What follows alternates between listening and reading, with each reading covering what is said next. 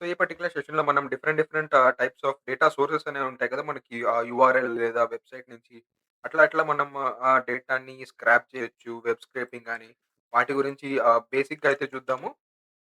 So, మనం first colonel select చేసుకుందాము. So, first నేనేం చేస్తానంటే ఇదేదైతే ఉందో డేటా నేను కీ వాల్యూ పేర్‌గా తీసుకొని నేను జేసన్ ఫార్మాట్‌గా అయితే నేను క్రియేట్ చేస్తాను ఫస్ట్. సో, బేసిక్‌గా మనం ఏవైనా యూఆర్ఎల్స్ ఉంటాయి గదా! మనకి ఫర్ ఎగ్జాంపుల్ ఇట్లాంటి యూఆర్ఎల్స్ వీటి ద్వారా గూడా మనం ఇట్లా ఉన్న డేటాని సీఎస్‌వి ఫార్మాట్‌లోకైతే మనం కన్వర్ట్ చేసి దాని నుంచి ఒక డేటా ఫ్రేమ్‌నయితే క్రియేట్ జేయొచ్చు. దాన్ని మనం అప్‌కమింగ్ చూద్దాము.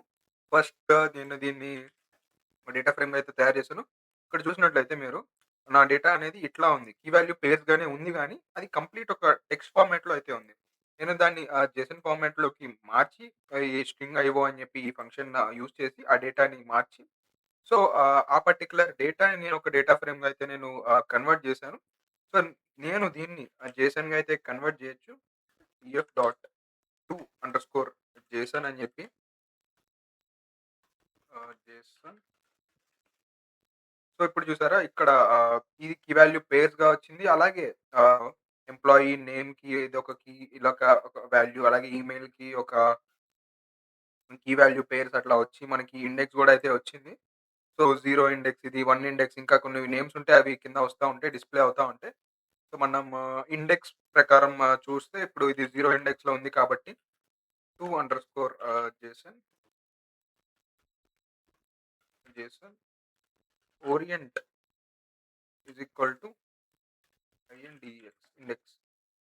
2 underscore JSON got N orient okay. Spelling తప్పనుకుంటా. ఓఆర్ఐఈఎన్‌టి,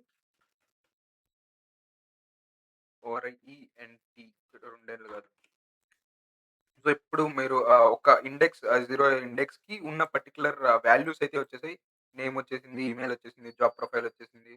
అలాగే టైటిల్ 1, టైటిల్ 2 ఇట్లా మనకి ఇండెక్స్ ప్రకారం ఇట్లా కూడా అయితే చేయొచ్చు.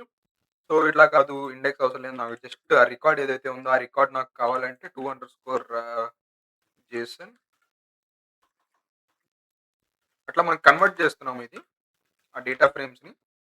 So, orient is equal to records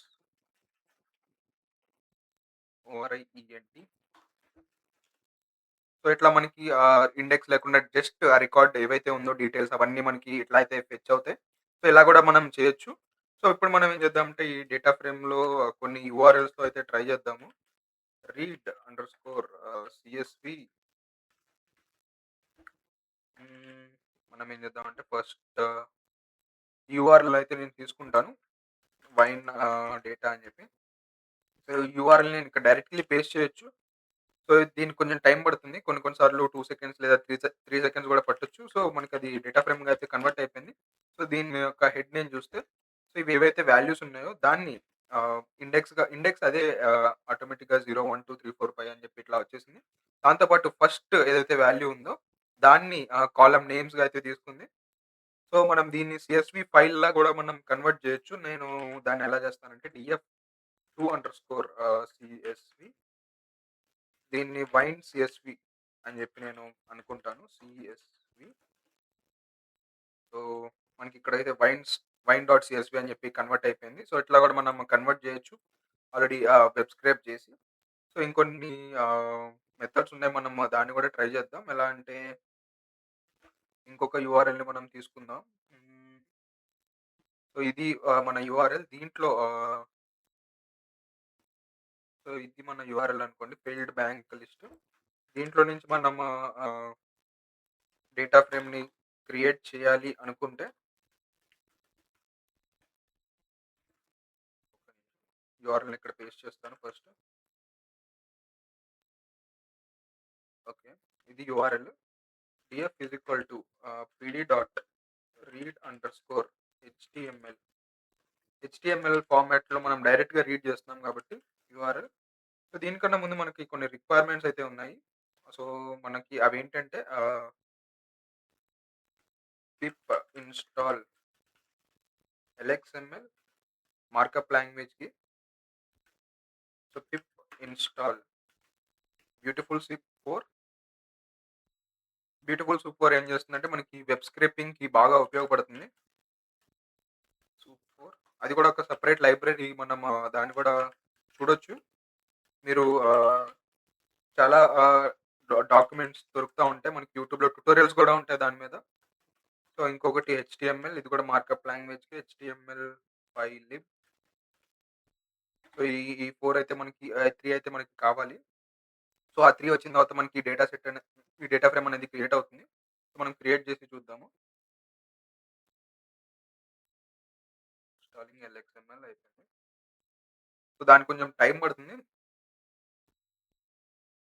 so, I hope అయిపోయింది.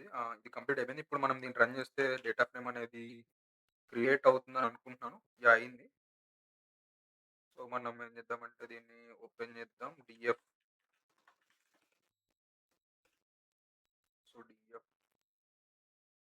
డేటా ఫ్రేమ్ ఇట్లా అయితే క్రియేట్ అయిందో ఓకే. దీన్ని మనం స్ట్రక్చర్ చేద్దాము. DF of 0. సో, ఇట్లా మనకి డేటా ఫ్రేమ్ అనేది క్రియేట్ చేయొచ్చు యూఆర్ఎల్ నుంచి డైరెక్ట్‌గా. సో, అలాగా మనం యూఆర్ఎల్స్ నుంచి డేటానైతే ఫెచ్ చేయొచ్చు. బ్యూటిఫుల్ సూపర్ గాని లేదా వేరే వేరే వెబ్‌సైట్ నుంచైతే మనం స్క్రాప్ చేసి తీసుకురావచ్చు. సో, ఇలాగ మనం ఇంకొన్ని చూద్దాం. Underscore X.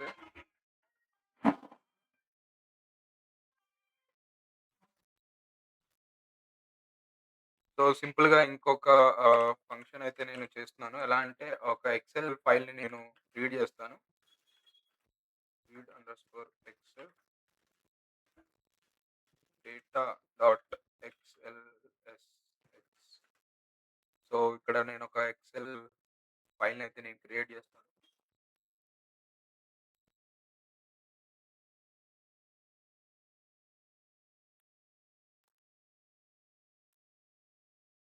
ఓకే. నేను ఒక ఫైల్‌నయితే ఇక్కడ క్రియేట్ చేసి పెట్టాను.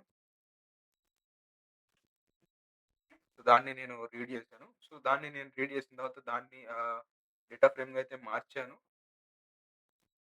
డీఎఫ్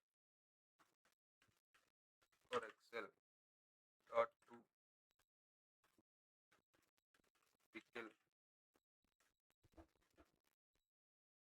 పికిల్ ఫైల్‌గా అయితే మనం కన్వర్ట్ చేయొచ్చు దీన్ని. అంటే ఈ పికిల్ ఫైల్స్ ఎలా ఉపయోగపడతాయి భయ్యా అంటే, మనకి ప్రాజెక్ట్స్ చేస్తున్నప్పుడు మెషిన్ లెర్నింగ్ ప్రాజెక్ట్స్ పెద్ద పెద్ద ఫైల్స్ ఉంటాయి కదా! మనం దాన్ని పికిల్ ఫైల్స్‌గా అయితే మనం కన్వర్ట్ చేయొచ్చు. పికిల్ ఫైల్స్‌గా కన్వర్ట్ చేసిన తర్వాత అది మనకి ఇట్లా అయితే స్టోర్ అవుతుంది. దీన్ని మనం యూజ్ చేసుకొని మెషిన్ ట్రైనింగ్ గాని వాటికి మనం యూజ్ అవుతా ఉంటాయి.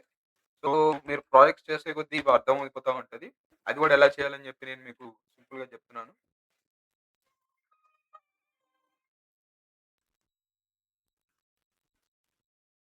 సో, అట్లాగా మనకి డిఫరెంట్ డిఫరెంట్ యూఆర్ఎల్స్ నుంచి వెబ్ స్క్రాప్ చేయొచ్చు. లేదా మన ఎక్సెల్ ఫైల్స్‌ని పికిల్ ఫైల్స్‌గా అయితే కన్వర్ట్ చేసుకుంటూ ఉండొచ్చు. సో, అది బేసిక్ అజెండా. తర్వాత మ్యాట్‌ప్లాట్‌లిబ్ ఇంకా సీబాన్‌తో విజువలైజేషన్స్ ఎలా క్రియేట్ చేయాలో గూడా చెప్తాను. అది గూడా చూడండి. Thank you.